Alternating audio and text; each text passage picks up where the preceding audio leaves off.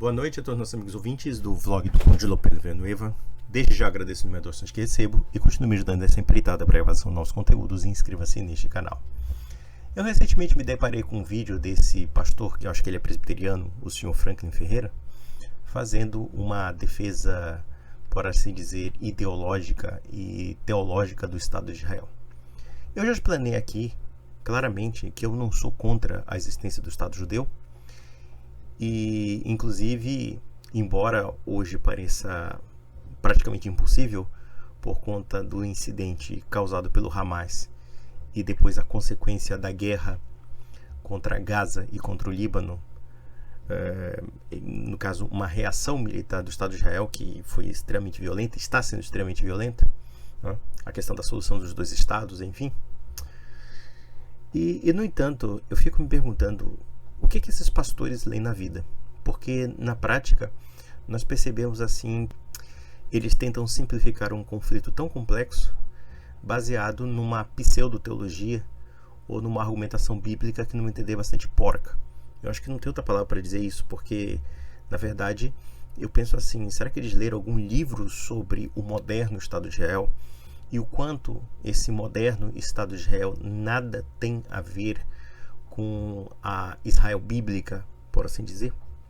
E o mais interessante é a gente pensar que, como cristão, o que de fato nos vincula a um tipo de judaísmo que vive de renegar o nosso Senhor e Salvador Jesus Cristo? Porque esses judeus pouco ou nada se importam com os cristãos.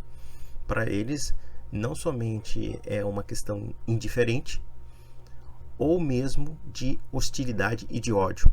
Porque na prática, os judeus não gostam dos cristãos, como também os judeus não gostam principalmente do cristianismo. Inclusive, intramuros, muitos judeus têm uma posição muito afrontosa ao nome de Nosso Senhor Jesus Cristo. Isso é um fato.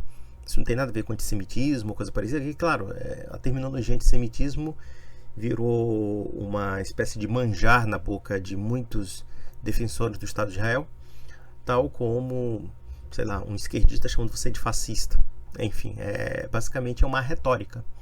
É uma retórica que podemos dizer que é um argumento ad hominem, né?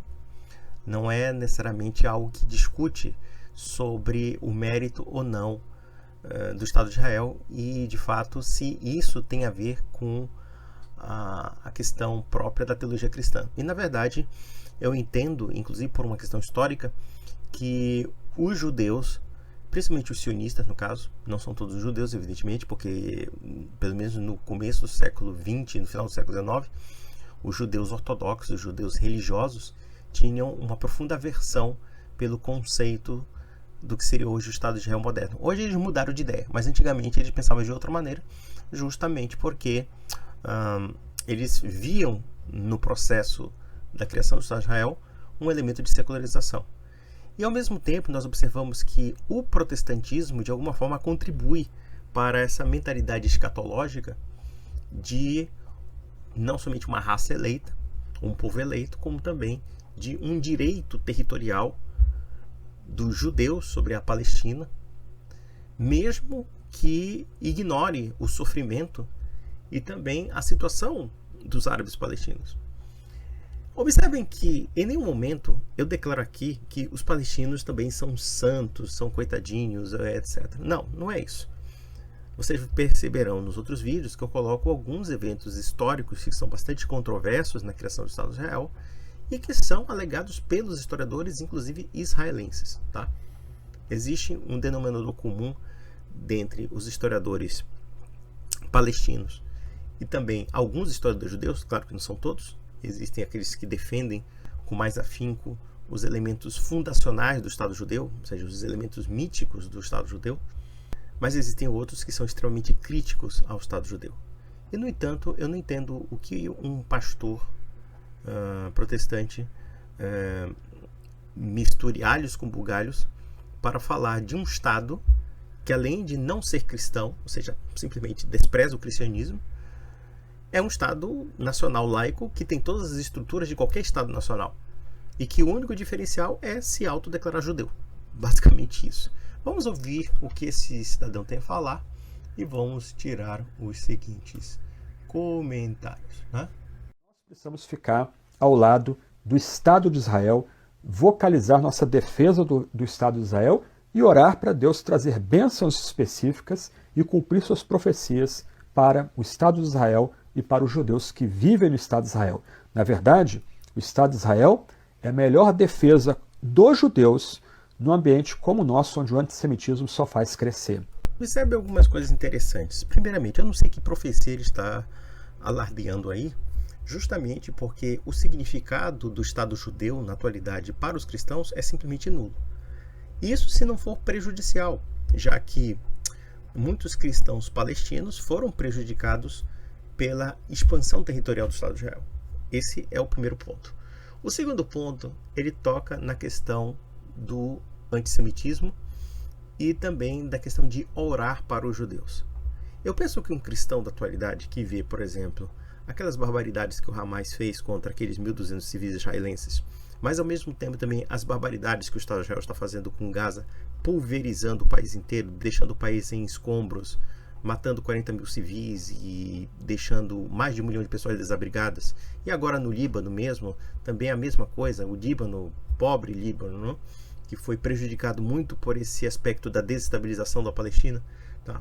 E evidentemente, eu estou aqui me referindo à guerra civil do Líbano, que teve implicações relacionadas à questão dos refugiados palestinos e que quiseram também intervir na política libanesa, que foi um desastre, que foi a guerra civil do Líbano. Mas enfim, eu não vou me delongar muito nesse assunto.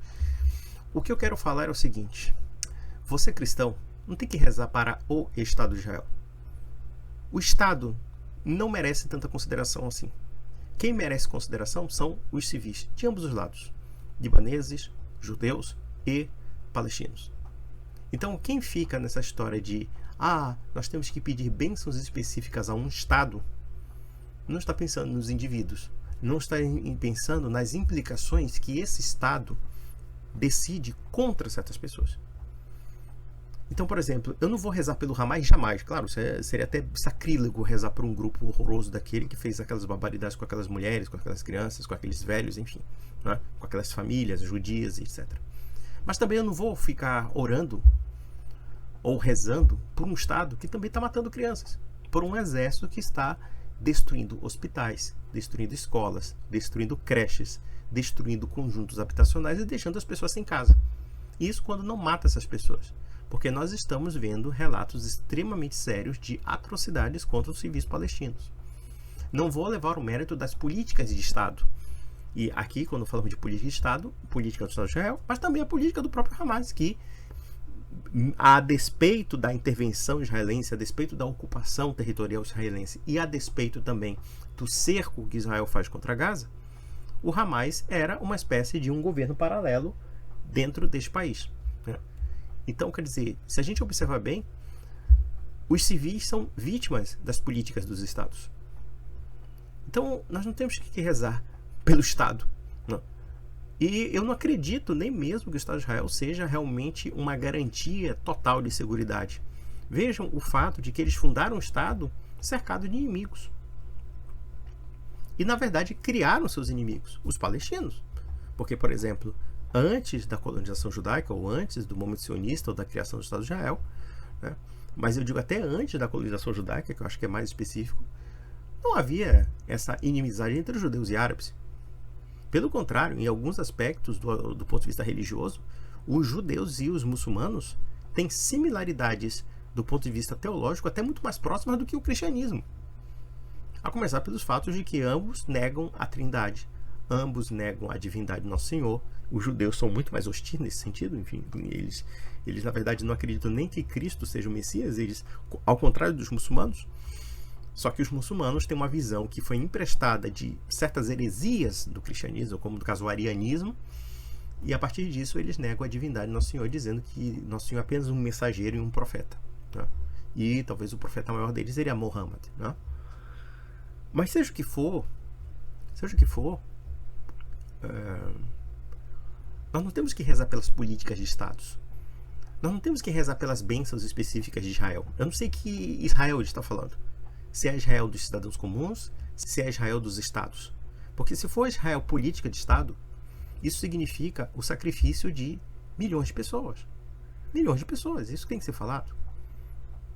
Milhões de pessoas em Gaza estão sem casa agora, estão sem comida, estão passando fome, estão ao relento, estão morando em campos de refugiados, repetindo talvez uma tragédia parecida com o que aconteceu com a guerra de 1948. E a pergunta que me quer calar é: que porcaria de livros essas pessoas leem? Não fazem uma pesquisa, ficam nessa brincadeira teológica, nessa brincadeira escatológica ridícula, né? Como se a complicação Israel-Palestina fosse apenas uma brincadeira teológica de Deus. Ah não, mas estão cumprindo as profecias da volta do povo judeu à Terra Santa. Mas isso foi instrumentalizado politicamente. Existem livros que falam sobre isso. Que a Bíblia foi instrumentalizada pelo movimento sionista para criar uma volta mítica dos judeus à terra da Palestina, ou da Judeia, ou de Israel, ou o que você chamar. Não vai mudar nada. É como, sei lá, vou fazer até uma brincadeira aqui. O peido não vai deixar de ser peido se você colocar o nome de perfume, né? Então, por exemplo, se você chama o que hoje é Israel de Palestina, ou de Judeia, ou de, sei lá, Canaã, não vai mudar em nada, porque é o mesmo território.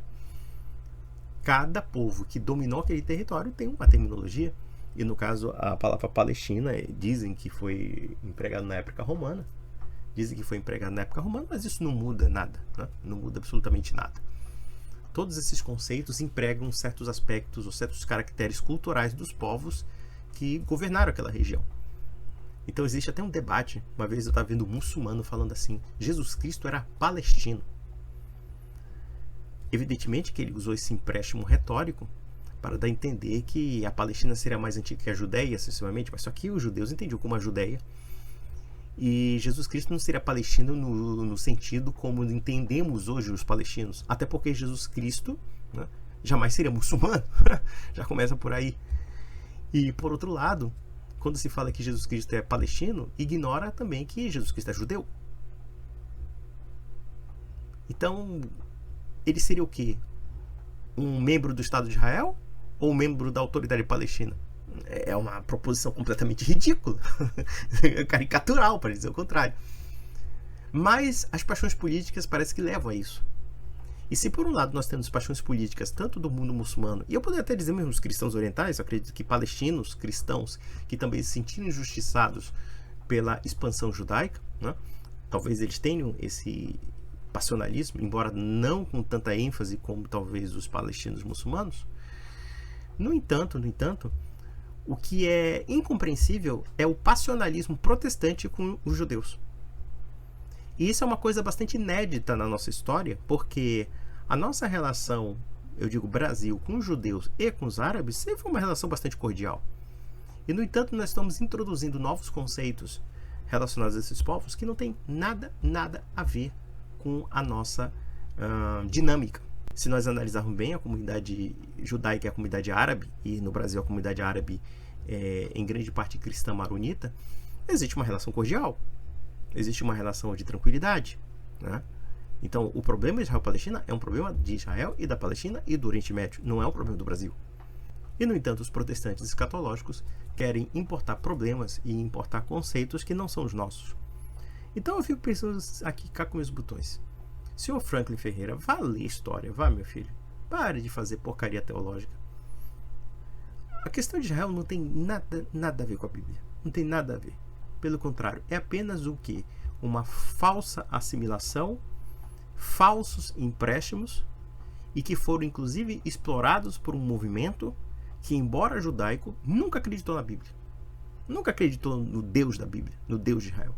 Muito pelo contrário, eles acreditavam no nacionalismo, eles acreditavam no racialismo deles, no aspecto étnico de um Estado judaico, e, portanto, essas questões religiosas para eles foram bastante acidentais, como são acidentais até hoje, ainda que, evidentemente, isso sirva como instrumento de uma legitimação territorial do Estado de Israel. Então vocês estão sendo joguetes dessa história. Joguetes. E eu penso que essa tentativa de sacralizar o Estado de Israel é uma imanentização da Sagrada Escritura. É uma imanentização que, inclusive, contaminou o judaísmo. Porque os judeus ortodoxos e ultra-ortodoxos que rejeitam o Estado de Israel percebem que, no caráter secular do Estado judeu, existe uma redução da dimensão religiosa judaica para uma dimensão puramente nacional. E a gente sabe que o nacionalismo tem um caráter laico. Só que, ao mesmo tempo, eles não querem recusar a etnicidade judaica.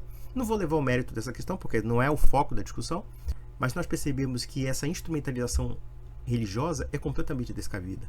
Não metam Deus no meio. Por favor, não metam Deus no meio. Deus não tem nada a ver com isso. E eu digo, o Deus cristão, muito menos. Pelo contrário, eu digo que o que está por trás dessa guerra horrorosa, que envolve o mundo árabe e até mesmo o mundo judaico, nós devemos tão somente lamentar. Nós não temos que rezar pelas bênçãos específicas de Israel. Nós temos que pensar simplesmente em rezar pela paz entre judeus, muçulmanos e cristãos. Pelo fato de que no outro, que seja diferente, ainda que não necessariamente correto, eu, por exemplo, não gosto do Islã como religião. Aliás, nem mesmo o judaísmo me comove tanto, mas eu reconheço que existe humanidade no judeu e existe humanidade do muçulmano, e ele é filho de Deus. Ele e o judeu. Então nós temos que pensar dessa maneira. Entendeu? Não criar direitos específicos de algum povo. Então, meus amigos, um grande abraço.